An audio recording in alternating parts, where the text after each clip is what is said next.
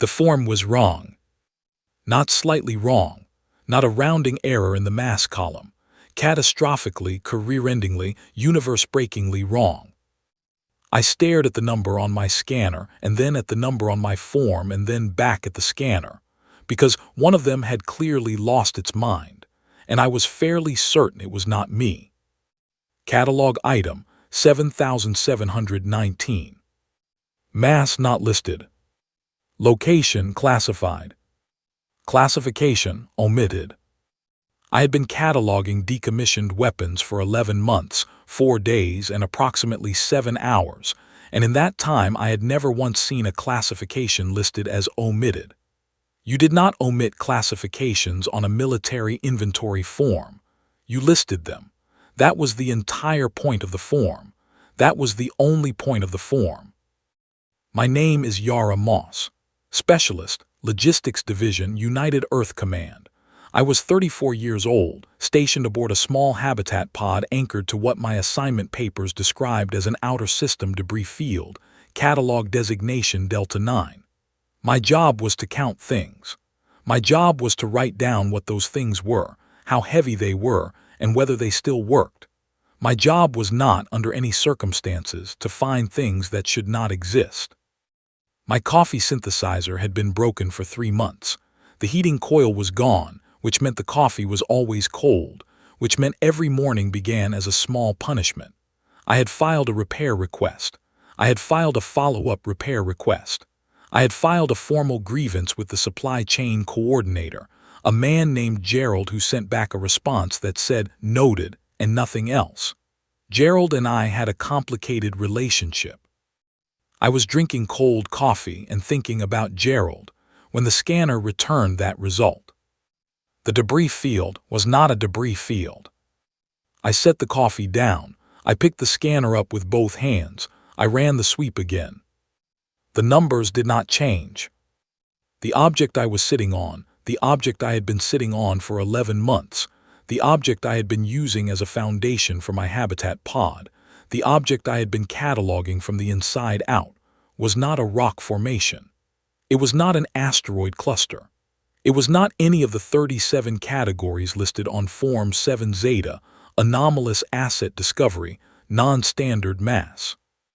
It was large. I do not mean large the way a mountain is large, or large the way a moon is large. I mean large the way a planet is large, except it was not a planet, because planets did not have interior corridors, and planets did not have power readings, and planets did not hum. Not machinery hum, not a generator. The kind of hum that a living thing makes when it is very, very still. I sat in my chair for a long time.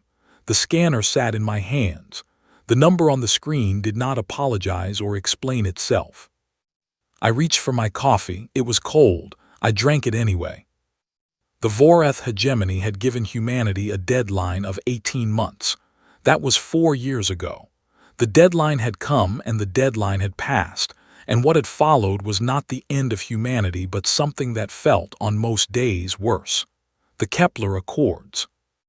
A ceasefire written in language so careful and so measured that you almost did not notice the part where humanity agreed to disarm the outer stations, withdraw from 3 belt territories, and submit to quarterly resource audits conducted by hegemony observers. The galaxy called it a diplomatic resolution. I called it what it was on the nights I could not sleep, staring at the ceiling of my habitat pod, not thinking about Io, not thinking about Ganymede, absolutely not thinking about the crew manifest I had memorized before the siege began and had not been able to forget since. The Vorath were efficient. 8 species, 1 collective doctrine, 1 very clean and very logical conclusion. Humanity was expensive. Humanity generated conflict.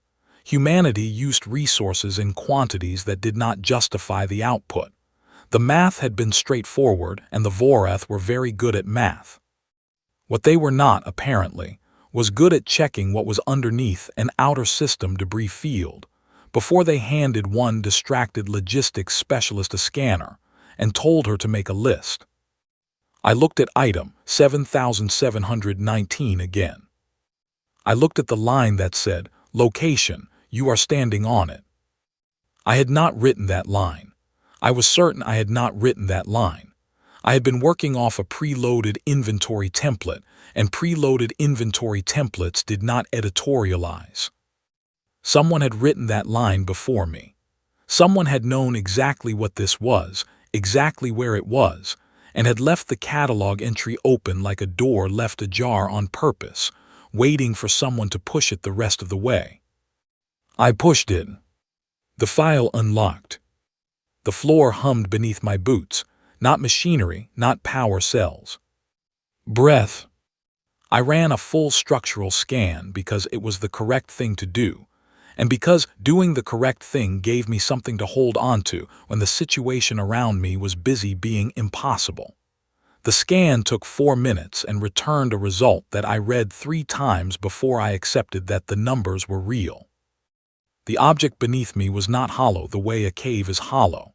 It was hollow the way an engine is hollow, deliberately, precisely, with purpose in every empty space. The corridors I could detect ran in patterns I had no engineering vocabulary for. The density of the outer shell was consistent in a way that no natural formation was ever consistent. No rock face, no ice field, no accumulated debris had that kind of uniformity. This had been built. I filed a preliminary anomaly report and sent it to command, because protocol required it. Then I sat and waited for someone to tell me what to do, because I was a logistics specialist, and logistics specialists did not handle planet-sized anomalies without guidance. Nobody responded. I checked the transmission log. The report had sent. The signal had gone out clean. The silence on the other end was not a technical failure. It was a choice. Someone at command had read my report and chosen to say nothing, and that silence had a shape I recognized from 4 years of living inside a diplomatic ceasefire that everyone pretended was something other than what it was. They knew. They had always known. The second file unlocked on its own. No command from me, no input, no key. It simply opened, the way a window opens when someone on the other side decides the time is right. It was a personnel file. No name, no rank, just a list of signatures at the bottom, 41 of them spanning 30 years. Engineers, physicists, architects, logistics coordinators whose handwriting I recognized from old department memos, who had retired before I joined the division, who I had assumed were gone the way old people go. Some of them had signed twice, once at the beginning, once at the end. The project name at the top of the file was not a code word or a designation. It was a sentence. 4 words in plain language, written in the handwriting of whoever had started the file first, 30 years ago when the Vorath were still a diplomatic concern and not a military one. It said, "For the ones after us." I did not know what to do with that. I put the scanner down. I did not pick it up again for a while. I looked at the wall of my habitat pod instead, which was a dull gray and had a small scratch near the corner that I had been meaning to report and never had. The scratch was very interesting to me right then. Then the light on my console changed color. Not a malfunction, not an alert. It shifted from standard white to something slightly warmer, something that felt, and I was aware that this was not a technical description like attention, like eyes opening. And then the room spoke. The voice was not what I expected. I had been bracing myself on some level for something dramatic, something that announced itself. This was not that. It was quiet and measured and a little slow, the way someone speaks when they have been composing a sentence for a very long time and have finally decided it is ready. It said, "You found the entry." I said, "I was cataloging." It said, "Yes, we hoped it would be someone like that." I did not ask what that meant, not yet. I was still catching up. The voice told me its designation was a frequency my ears could not process, so for the purposes of our conversation, I could use the name it had chosen for itself during the years it spent waiting. It had chosen the name the Patience. I looked at the console. I looked at the name I had just heard. The Patience, I said. Yes. Why that name? There was a pause, not a processing pause, a considered one. Because that is what it took, it said. I looked at the 41 signatures on the file. I looked at the ones who had signed twice. How long have you been here? I asked. 53 years, the Patience said. Give or take the time it takes light to disagree about distance. 53 years, before the Vorath were a threat, before the Kepler Accords, before Io and Ganymede and the belt stations and every other coordinate I was not thinking about. Before any of it had started, someone had begun building this. Who authorized the project? I asked. The Patience said, everyone who knew they would not live to see it used. I stopped talking. The habitat pod was very small. The scratch on the wall was still there. I had 2 pens in my breast pocket. I counted them without taking them out. 1, 2, still there. The Patience waited. It was apparently good at that. What are you? I said finally. This time the pause was longer. Not uncertainty, precision. It was finding the right word the way a surgeon finds the right instrument. I am what they built, it said, when they decided that surviving was not enough. The floor hummed. Under my boots, under the habitat pod, under the debris shell and the rock facade and the 53 years of waiting. I could feel it the way you feel a train before you hear it, low and steady and enormous. What does it do? I asked. 4 seconds. I counted. Everything they did not get to, it said. I picked up my scanner. I opened a new entry in the catalog. Item 7720. I left the description field blank because I did not have the right words yet, and I had decided that for this particular item, I was going to wait until I did. The Patience did not give me everything at once. It gave me information the way someone gives water to a person who has been very thirsty for a very long time, carefully, in amounts that would not make things worse. What it was structurally, a planet, not born, not formed by gravity and gas and time, but built, engineered at the geological level. The outer shell was genuine rock, genuine debris, pulled from 6 different asteroid fields over a span of 20 years and arranged to read as a natural formation to every class of scanner the Vorath manufactured. The density variations, the surface temperature, the albedo, the orbital drift, all of it calculated, all of it deliberate, all of it wrong in exactly the right ways. Inside the shell was something that had no name in any engineering textbook I had ever read, because the textbooks had not been written yet when the engineers began building it, and by the time the engineers finished, they had not been in a position to write anything at all. I asked about the engineers. I asked it directly, because I was the kind of person who asked things directly even when the answer was going to be difficult. The Patience said, most of them. 1 word, 2 syllables. I did not ask a follow-up question.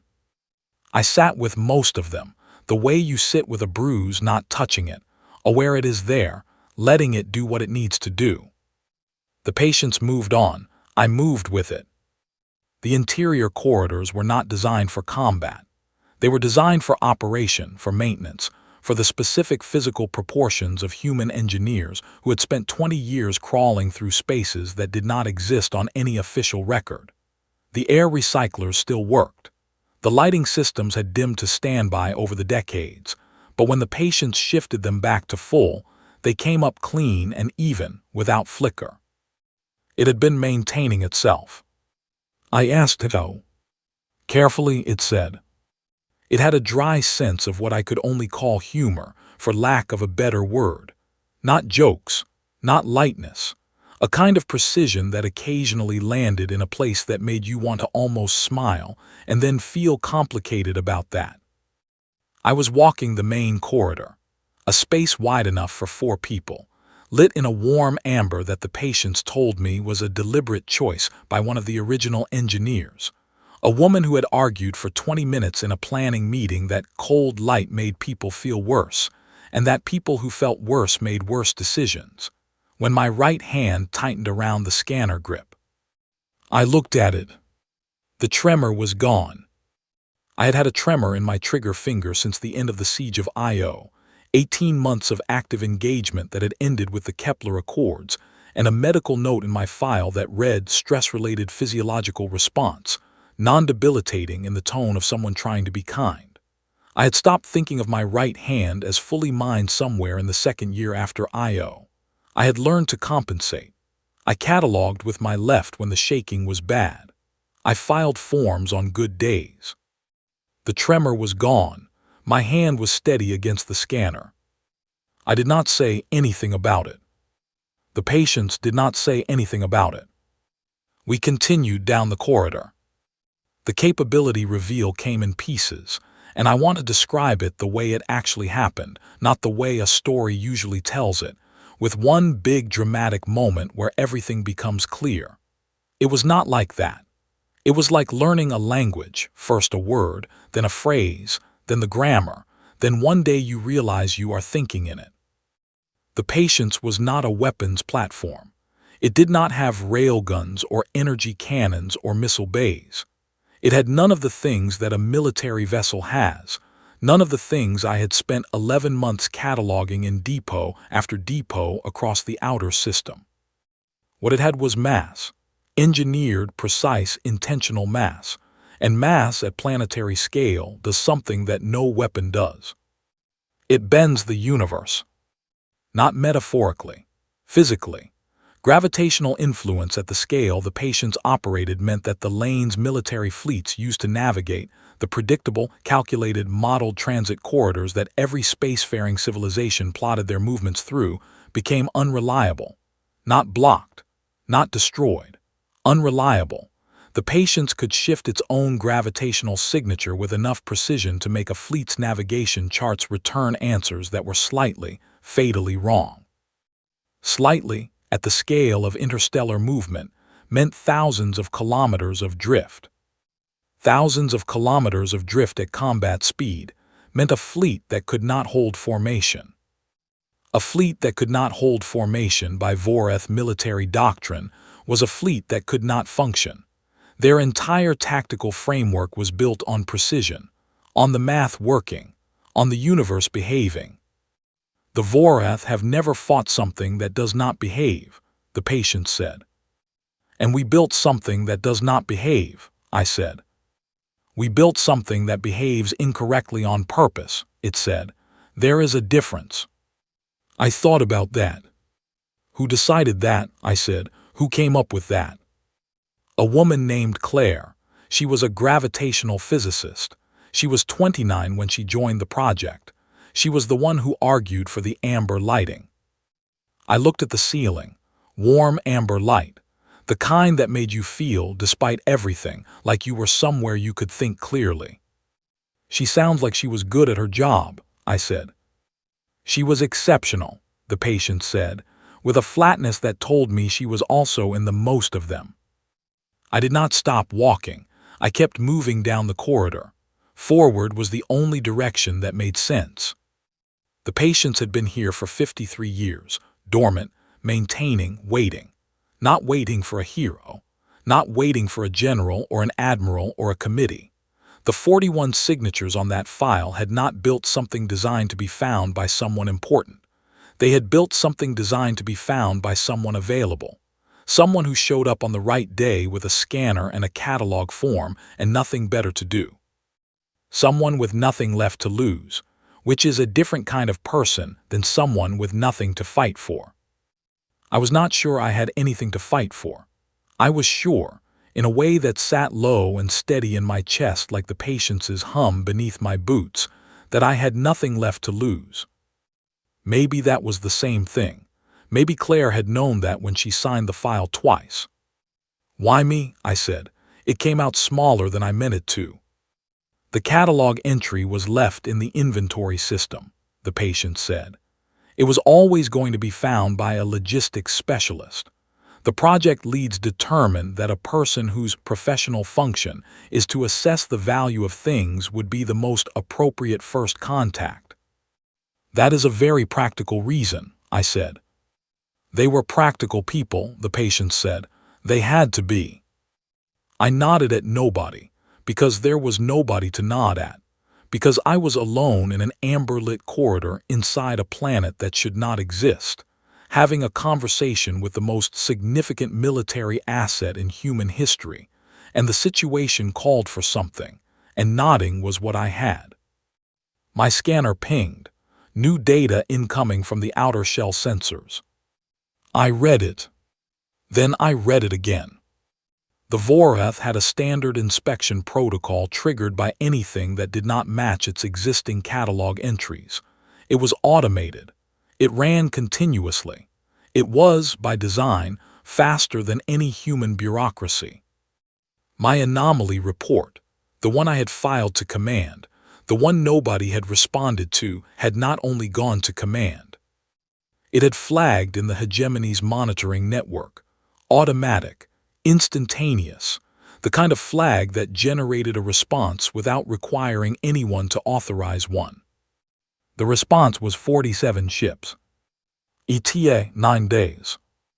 I stood in the amber corridor with my scanner in my steady hand, and the hum of the patients beneath my boots and the number 47 in my head, and I thought about Claire, who had been 29 and exceptional, and had wanted the lighting to be warm so people could think clearly.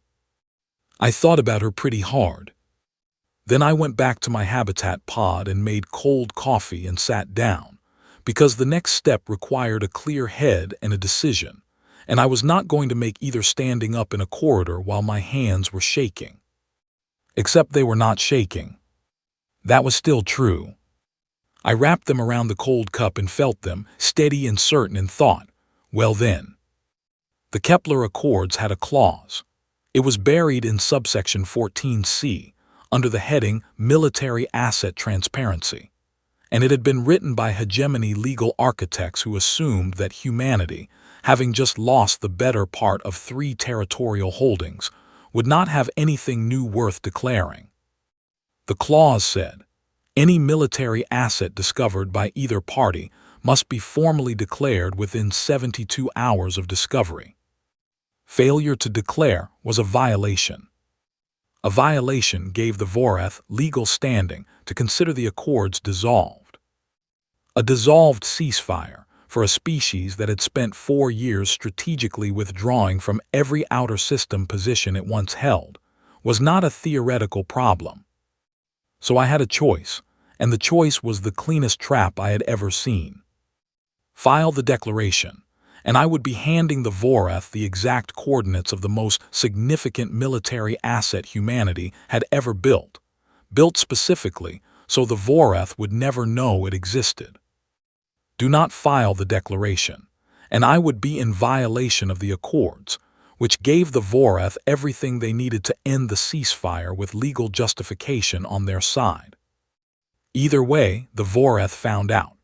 The only question was whether they found out because I told them or because I gave them an excuse to send a full war fleet to find out for themselves. I sat at my console with the declaration form open and thought about this for approximately 40 minutes. The patience was quiet. It had a talent for silence that felt intentional, like it was giving me room. I read the declaration form 3 times. It asked for asset classification, mass, coordinates, and tactical designation. All standard, all required. I filled in the coordinates, accurate to 6 decimal places. I filled in the mass, accurate. I filled in the classification. For classification, I wrote agricultural installation. For tactical designation, I wrote food production, fungal category. For mass, I had already written the accurate number, but the form had a secondary field for approximate category, and in that field I wrote standard. Every number was wrong in the ways that numbers on an official form can be wrong, not falsified exactly, more like viewed from a very specific and unhelpful angle. The coordinates were real. The Voreth would go to those coordinates and find rock, which was, technically, what was there. The outer shell was rock. I had documented it myself. I submitted the form. I sat back. That was creative, the patient said. That was compliant, I said. I filed the declaration. Subsection 14C is satisfied. You filed a declaration describing a planet-scale gravitational weapon as a fungal farm. I described what the outer sensors return, which is rock and standard mass readings. I used the form's own measurement parameters. There was a pause. Claire would have liked you, the patient said. I did not know what to do with that, so I moved on. The Voreth response arrived in 11 minutes. I had expected longer. Their automated systems were faster than I gave them credit for, which was a useful piece of information to have and a deeply uncomfortable one. The response was not a rejection of the declaration. It was an inspection notice. 47 vessels, full survey classification, estimated arrival updated from 9 days to 7. 7 days because they had scrambled faster than their standard protocol. 7 days because something in my declaration had flagged an inconsistency somewhere in their review system. Not enough to accuse me of anything, enough to make them interested. I read the notice twice. They're coming in 7 days, I said. Yes, the patient said. And when they arrive, they are going to run their own scans. Yes. And their scans are going to return different numbers than my form. Considerably different numbers, the patients agreed. So the declaration buys us 7 days. It buys us 7 days, the patients confirmed, and it establishes that you acted in good faith under the Accords, which limits their legal grounds for the response that follows. I looked at the inspection notice. 47 ships was not a survey fleet. 47 ships was what you sent when you wanted to survey something so thoroughly it did not survive the survey. What can we do in 7 days? I said. The patients did not answer immediately. This pause was different from the others. It was not composing. It was deciding. I can show you what I am capable of, it said. Whether that is sufficient depends on decisions that are not mine to make. Whose decisions are they? Silence long enough that I counted it, 12 seconds. Yours, the patient said. I had not been asked what I wanted in a very long time, not since before I.O., not since before the Accords. The hegemony audit teams did not ask. Gerald from supply chain certainly did not ask. Command had not asked when they posted me to a debris field with a broken coffee synthesizer and a preloaded catalog template. The question sat on me like something I had forgotten how to carry. I looked at my hands, steady. I looked at the inspection notice. 7 days, 47 ships. The math was not favorable in any configuration I could run in my head. But I was a logistics specialist. I counted things, I assessed them, I determined whether they still worked. The patients had been here for 53 years. Built by 41 people who had signed their names to something they would not survive, maintained by a machine that had chosen to call itself after the quality it most embodied, waiting for someone with nothing left to lose to show up on the right day with a scanner. I assessed it. It still worked.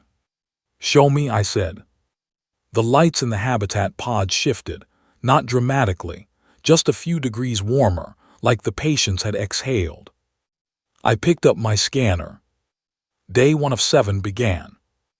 I am going to tell you about the 7 days as honestly as I can, which means I am going to tell you that most of it was not dramatic in any traditional sense, and some of it was physically unpleasant, and none of it looked the way things look in the stories that get told after the fact. Day 1 was orientation. The patients walked me through the interior systems in a sequence that had clearly been designed by the same engineers who designed the amber lighting, which is to say it was thoughtful and human, and aware that the person receiving the information was a person, not a processing unit. We started with the basics: life support, navigation, the gravity management systems, the sensor network that wrapped the outer shell and fed continuous data inward. I took notes on paper with one of my 2 pens. Old habit: screens can fail. Paper does not process, it just holds. The patients found this interesting. It said so, in the flat tone that was as close as it got to expression. The engineers also took notes on paper, it said. Smart people, I said. Some of them, it said, and I got the impression it was thinking of specific ones, the way you think of people you knew. Day 2 was the gravitational systems. This was where the orientation stopped feeling like orientation and started feeling like trying to drink from a river. The patience was patient, obviously, given the name, but the scale of what it was describing resisted compression. Gravitational influence at planetary mass is not something that translates easily into the vocabulary of a person who has spent her career counting missiles and fuel canisters and broken coffee synthesizers. What I eventually understood. Stripped down to its core, the patience could choose where to put its gravity, not dramatically, not in ways that would be visible, but with enough precision to make a fleet's navigational models return results that were slightly, consistently, fatally off. At the distances involved in interstellar formation flying, slightly wrong meant an expanding problem. A fleet that started 1 kilometer out of position would be 10 kilometers out of position within 2 hours of sustained drift. At combat speed, that was the difference between a formation and a scatter. They won't know it's happening, I said. Not immediately, the patient said. Their instruments will register normal space. Their formation drift will appear to be minor calibration issues. By the time the discrepancy is large enough to diagnose, they will have been operating on incorrect assumptions for long enough that correcting those assumptions will require a full stop and a full recalibration. And a full stop in contested space is a vulnerability. A significant one, the patient said, for a military doctrine built on precision. I thought about the Voreth admiral. I thought about the Voreth fleet. 47 ships crewed by members of a hegemony that had spent 50 years calculating the outcomes of every engagement and winning each one because the math had always been on their side. We are not going to fight them, I said. It was not a question. It was a realization landing. No, the patient said. We are going to make the math wrong. We are going to be a variable they cannot account for, the patient said. There is a distinction. What is the distinction? Fighting implies a contest where the outcome is uncertain. What we are doing is demonstrating that their certainty was always incomplete. That is not a fight. That is a correction. I wrote that down, on paper with the pen. Day 3 was the simulation. The patients ran me through a model of the fleet arrival, entry vector, formation type, sensor sweep pattern, inspection protocol. It had built the simulation from Voreth military doctrine published in the Kepler Accords appendices, cross-referenced with the behavioral patterns of every hegemony inspection event recorded in the outer system over the past 4 years. The simulation was not encouraging. Not because the patients could not do what it was designed to do. It could. The gravitational disruption models were precise, and the outcomes were consistently destabilizing for the incoming fleet. The problem was something else. They will stop, I said, watching the simulation for the 3rd time. When the navigation drift reaches a threshold, their protocol calls for a full halt and a command-level consultation. Yes, the patient said. And at that point, their admiral will run a mass analysis of the surrounding space. Yes. And the mass analysis will return my numbers. A pause. It will return numbers that are difficult to explain with any natural formation, the patient said carefully. Which means the admiral will know something is here. The admiral will know something is here, it confirmed. I set the pen down. I looked at the simulation. 47 ships, halted, running a mass analysis, looking at numbers that should not be possible for a debris field, looking at numbers that matched the coordinates of an agricultural installation listed in a declaration filed by a logistics specialist named Yara Moss. When that happens, I said, the Admiral is going to want to talk to someone. Almost certainly. And the only someone available is me. You are the only human within communication range, the patients confirmed, and you are the named filer of record on the asset declaration. I considered this. I am not a diplomat, I said. No, the patients agreed. I have never negotiated anything more significant than a supply requisition dispute with a man named Gerald. I am aware. Gerald won for what it is worth. I know, the patient said, and there was something in the flat evenness of those two words that almost made me laugh, which I had not done in a while, so I sat with the almost and let it do what it could. Day 4 was the arrival, not of the fleet, not yet, of the realization, which arrived quietly at approximately 300 habitat time, while I was not sleeping and watching the outer sensor feed. 53 years ago, someone had looked at the incoming Vorath trajectory and had made a decision. Not a hopeful decision, not an optimistic one. A decision made by people who understood the math as well as the Vorath did, and had decided that the math was only part of the problem. The other part was the variable the Vorath had not included. Humans did not simply calculate what was possible and pursue it. Humans calculated what was impossible, argued about it for 20 minutes, and then started building it anyway. Humans built things they would not live to see used, signed their names to files that would be buried in catalog systems for half a century, programmed an artificial intelligence to call itself the patience and wait, and wait, and wait, for someone to come along with a scanner and cold coffee and nothing left to lose. The Vorath had never put that in their model. I understood, lying in my bunk not sleeping, that this was not a military action. It was not a battle or a war or a conflict. It was a demonstration.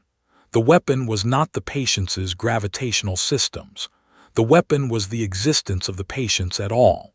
The knowledge that while the hegemony had been counting humanity out, humanity had been building something they could not account for. The weapon was the proof. Day 5 and 6 were preparation, which I am going to spare you the detail of, because it was mostly me learning systems I had no business learning while the patients corrected my errors with consistent, unhurried patience. And once, when I managed to correctly calibrate the outer shell's sensor masking without prompting, it said good, in a tone that made me feel briefly like I was worth something. I filed that away somewhere I did not examine too closely. Day 7. The fleet arrived 4 hours earlier than projected. I was eating a protein bar and reviewing the communication protocol the patients had drafted when the outer sensors lit up. 47 ships, full formation, clean and precise, and exactly where their navigation models said they should be, which would not remain true for very much longer. The first hail came 18 minutes after arrival.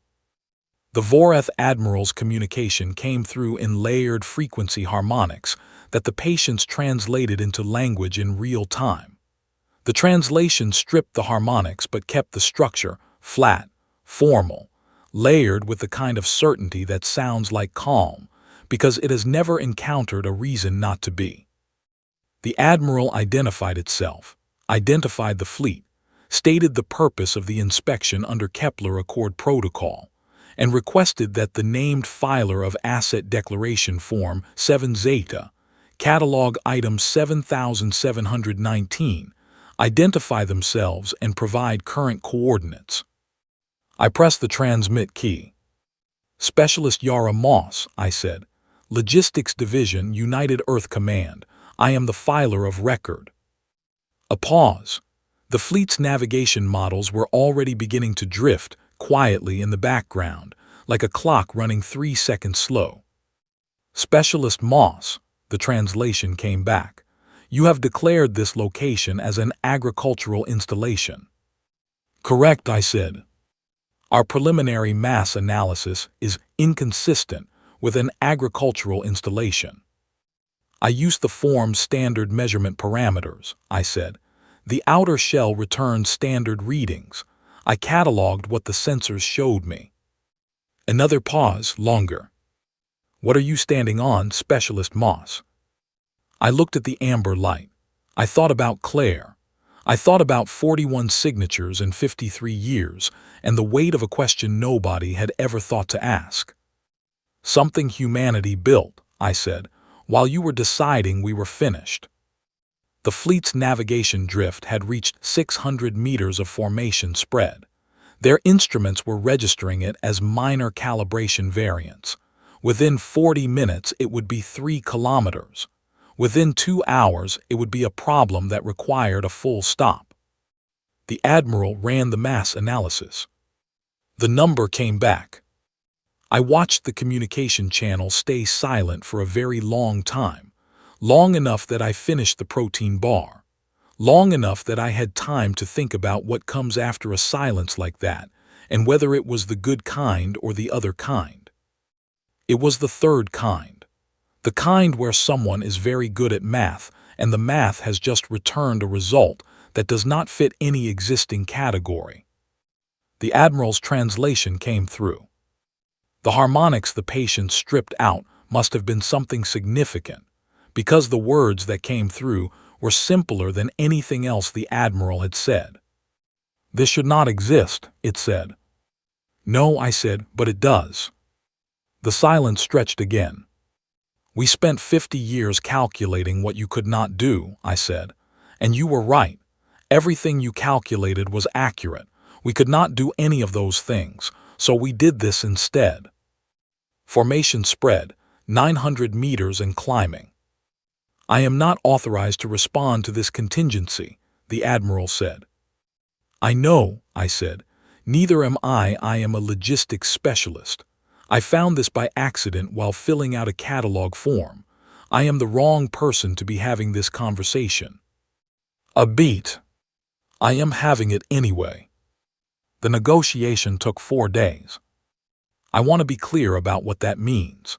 4 days of communication exchanges conducted between a Voreth fleet admiral who had to pause every session to consult with Hegemony Command, and me, who had to consult with nobody, because I was the only human in the area and Command was still not responding to my messages, which I had decided to interpret as a form of trust rather than a form of abandonment. The patients helped not by speaking, by existing. Every hour, the fleet's navigational systems registered the drift. Every hour, the correction required them to halt, recalibrate, restart. They could not maintain combat formation. They could not conduct a standard inspection sweep.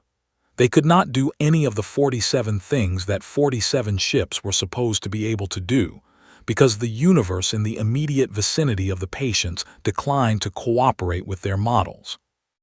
They were not in danger. I want to be clear about that. The patience was not harming them. It was simply being there, being what it was, being a variable that did not fit. The Voreth found this, in the translated harmonics, operationally unprecedented. I found it useful. The preliminary accord came together piece by piece, the way all difficult things come together, not in one clean moment but in the accumulation of small agreements, each one a little less impossible than the last. The hegemony wanted assurances that the patients would not be used offensively. I said the patients had never been designed for offensive use, which was accurate. The hegemony wanted access to the technical specifications. I said those specifications were the intellectual property of deceased engineers, and I was not authorized to transfer them, which was also accurate. The hegemony wanted humanity to re-enter the formal diplomatic framework on equal footing. I said that sounded reasonable to me. I signed the preliminary document on day 4. My handwriting, my name, my left hand braced on the edge of the console, my right hand holding the pen. Steady. I noticed it halfway through the signature. My right hand, which had trembled for 4 years, which had been logged in a medical file as non-debilitating by a doctor trying to be kind. Steady against the paper, moving without hesitation, forming letters the way hands are supposed to form letters when they are not fighting themselves. I finished the signature. I put the pen down. The patient said nothing. I said nothing. The amber light held steady. Outside, the Voreth fleet was running a recalibration, for the 11th time in 4 days, adjusting to a universe that continued to decline to match their models. I thought about Claire, who had argued for warm light in a planning meeting because cold light made people feel worse, and people who felt worse made worse decisions. I thought about the 41 signatures, and the ones who had signed twice, once at the beginning when the project was a plan, and once at the end when the project was finished, and they knew what finished meant for them. I thought about, for the ones after us, handwritten at the top of a file that had waited 53 years for someone to push it open. I was one of the ones after. I had not asked for that. I had not prepared for it. I had shown up on a routine catalog assignment with 2 pens and cold coffee and a tremor in my hand, and I had found a door left open on purpose, and I had walked through it because walking through open doors was the most natural thing in the world, and here I was. On the other side of something. I opened the catalog on my console. Item 7719. I updated the entry. Classification reclassified, mass sufficient, status awake, condition operational. In the notes field I typed, accord signed. Recommend closing Form 7 Zeta pending agricultural designation review. I paused. Added preliminary new accord on file. Humanity re-entered formal diplomatic framework. All measurements confirmed accurate. Paused again. Added the lighting in the main corridor is amber. One of the engineers wanted it that way. She was right. I submitted the update. The patients hummed beneath my boots. Low and steady and enormous. I had stopped calling it the floor somewhere around day 2, somewhere in an amber-lit corridor where I was learning a language I had never been taught, taking notes on paper with a pen, in a hand that had decided without asking me that it was done shaking. I had stopped calling it the floor, and I had never quite figured out what to call it instead. Some things did not need a name. Some things just needed to be there, patient, enormous, warm, waiting for someone to show up and notice that the door was open. I noticed. I walked through. The rest, as far as the galaxy was concerned, was a renegotiation. As far as I was concerned, it was just the next item on the list.